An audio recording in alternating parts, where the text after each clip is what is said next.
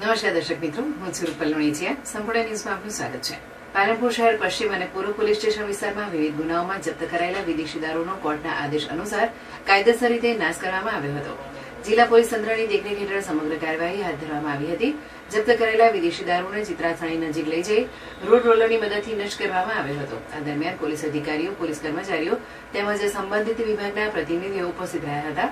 પોલીસના જણાવ્યા મુજબ સમગ્ર પ્રક્રિયા નિયમો અનુસાર અને પારદર્શક રીતે પૂર્ણ કરવામાં આવી હતી.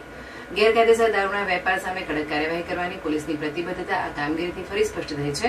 જપ્ત મુદ્દામાલનો કાયદેસર નિકાલ થતા પોલીસ મથકોમાં લાંબા સમયથી સંગ્રહિત દારૂના જથ્થામાં પણ ઘટાડો થયો છે.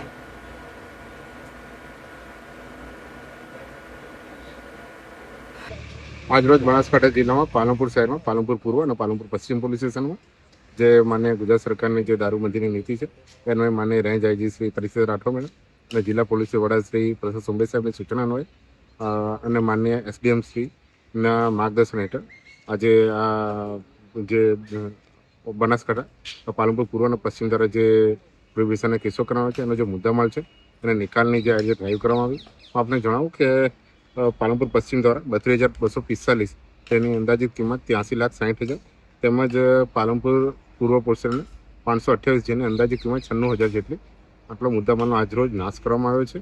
અને બનાસકાંઠા પોલીસ દ્વારા આગામી સમયમાં પણ આ જ રીતે મોટા પાયે પ્રોહિબિશન નીતિનું અમલીકરણ કરવા માટે આવા કેસ કરીને આવો મુદ્દામાલ જે છે એનાથી કોઈ નશાકારક વસ્તુ ગુજરાતમાં ફેલાય નહીં એ માટે આવા બધા નશાના પદાર્થો છે એનો નાશ કરવાની ઝુંબેશ હાથ ધરવામાં આવી છે.